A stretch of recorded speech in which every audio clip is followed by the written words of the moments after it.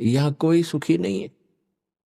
यहाँ के प्रबंधक भी सुखी नहीं है, जो ब्रह्मा विष्णु महेश तीन व्यवस्थक बताए जाते हैं।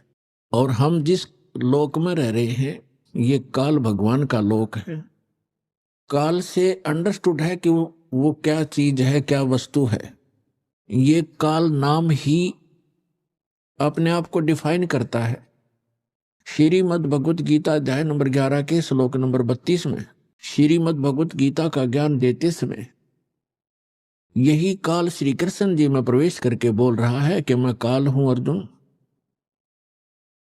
और सभी को खाने के लिए अब प्रवृत्त हुआ हूं, सबका नाश करने के लिए।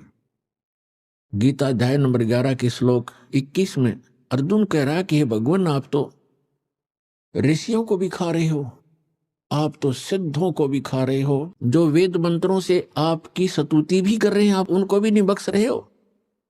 कोई आपकी जाड़ों में लटक रहे हैं, कोई आपके मुंह में प्रवेश कर रहे हैं। तब इसने कहा कि मैं काल हूं भाई, मैं सबको खाने के लिए अब प्रवृत्त हुआ हूं। तो अपने आत्माओं श्री कृष्ण जी काल नहीं थे। उन्होंने पहले कभी अपने आप को काल नहीं कहा, उसके बाद कभी काल नहीं कहा। और ये कहना कि मैं अब प्रवृत्त हुआ हूं, श्री कृष्ण तो पहले वहां विद्यमान थे। इसका नाम काल है। परमात्मा ने आकर बताया है, जो सबके पिता हैं, सबके जनक हैं, कि इस काल को 1,00,000 मानव शरीरधारी प्राणी नित्य खाने पड़ते हैं। उसके लिए सब अपनी व्यवस्था करवा रहा है अपने तीनों पुत्रों से। रजगुण युक्त ब्रह्मा जी को कर रखा है, सतगुण युक्त विष्णु जी को, और तमगुण युक्त श्री शिव जी को, शंकर जी को। इन तीनों से ही ये सब व्यवस्था अपनी करवा रहा है। ब्रह्मा जी से निकल रही तरंगों, उसके अंदर से निकल रही उस वासना से हम सभी जीव प्रभावित होते हैं और संतान उत्पत्ति करते ही करते हैं। विष्णु जी के अंदर से निकल रही सतोगुण की तरंगों, उसके अंदर वो वासना निकलती है जिससे हम प्रभावित होकर के यहाँ एक दूसरे के साथ मोह के अंदर, ममता के अंदर ग्रस्त रहते हैं। हमारे बस की बात नहीं कि हम यहाँ से ये मोह हटा सके। तो आप तीसरा जो भगवान है श्री तमोगुण युक्त शंकर जी की आप कार्यशैली से परिचित हैं कि वो संहार करते हैं। किस लिए करते हैं? जब पैदा हुए हैं तो मारने की क्या आवश्यकता है? पैदा किए हैं तो उनको मारा क्यों जाता है? हमारी बुद्धि काम करना बंद कर गई क्योंकि हमने ये प्रोसेस फाइनल मान लिया और कोई विकल्प नहीं। तो परमेश्वर ने आके बताया कि तीनों भगवान भले ही अपने अपने स्थानों पर रहते हैं। आपके प्रभु श्री ब्रह्मा जी रजोगुण युक्त, श्री विष्णु जी सतोगुण युक्त और श्री शंकर जी तमोगुण युक्त। ये अपनी अपनी राजधानी, इनके द्वीप हैं, नगरी है, ऊपर लोक है, शिवपुरी है, विष्णु लोक है, विष्णुपुरी है, ब्रह्मापुरी है। ये वहां रहते हैं, लेकिन उनके अंदर से निकल रहे गुणों का प्रभाव है, जो वासना है। इन तीन लोकों पर उनकी रेंज है, पृथ्वी लोक, पाताल लोक और स्वर्ग लोक। तो वहीं से वो प्रभावित कर रहे हैं यहाँ पर सबको।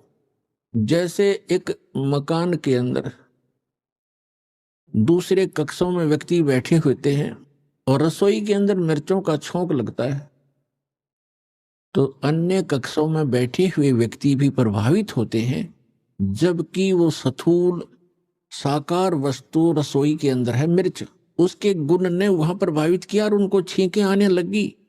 उनके बस की बात नहीं कि उन छींकों को वो रोक सके किसी कीमत पर। ठीक इसी प्रकार ये तीनों काल के पुत्र श्री ब्रह्मा जी, श्री विष्णु जी, श्री शिव जी भले ही हमसे दूर बैठे हैं, उनके अंदर से निकल रही जो उनके महक है, उनके अंदर से जो गंध है, वो हमें यहां पर भी प्रभावित कर रही है, जिस कारण से हम संतानों उत्पत्ति करते हैं। फिर मोह ममता, संपत्ति में मोह, माता पिता के अंदर ममता, बच्चों के अंदर हमारा राग, ये जीव के बस का नहीं। और मृत्यु हमारे बस नहीं, क्योंकि ये भगवान शिव का डिपार्टमेंट है, जो काल भगवान ने इनको सेवा दे रखी है। अब जैसे कोई कसाई का नौकर है, अब वो नौकरों की क्या पार बसाएगी कि वो कहेगा जिसको कि इतने बकरे ला के इस बाड़े में मेरे इस स्ट्रोक में ला के छोड़ दे, वो लाएगा। और दूसरे नौकर की सेवा लगा रखी है कि इन सब बकरों को तू इनकी सेवा कर, इनको चरा, जल पिला, गर्मी सर्दी से बचा, यहाँ रख, पालन कर इनका, वो करेगा ही करेगा। और तीसरे नौकर की उसने ड्यूटी लगा रखी है कि तुम मुझे जितने आवश्यक हो निकाल के यहाँ ला, इनको काट और सप्लाई करो।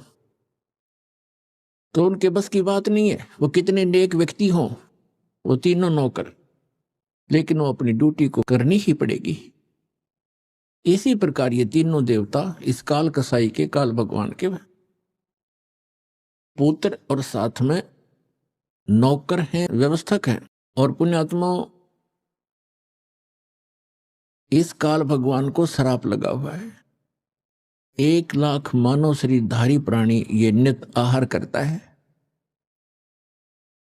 परमेश्वर ने आके बताया हमारे को, जैसे परमेश्वर चारों युगों में आते हैं, और जो ये सत्संग चल रहा है ये उसी उपलक्ष्य में है कि ये वो शुभ दिन है जिस दिन परमात्मा ने हमारे ऊपर दया करी, कलयुग के अंदर हम दुखी प्राणियों को, भ्रमित प्राणियों को आके सही दिशा देने के लिए वो परमात्मा उस अच्छे लोक को छोड़कर हमारे लिए इस काल के लोक में आए, कसाई के बाड़े में आए, कसाई के लोक में आए, और हमारे को यथार्थ ज्ञान देने की चेष्टा की। लेकिन हमने परमात्मा के उस ज्ञान को स्वीकार नहीं किया, क्योंकि हमारे धर्म गुरु काल से प्रभावित हैं, प्रेरित हैं। उन्होंने अज्ञान सुना हुआ, सदग्रंथों को आधार बताते और सदग्रंथों के विपरीत ज्ञान सुनाते रहे हमारे का। तो वो परमात्मा यहाँ आते रहते हैं और ये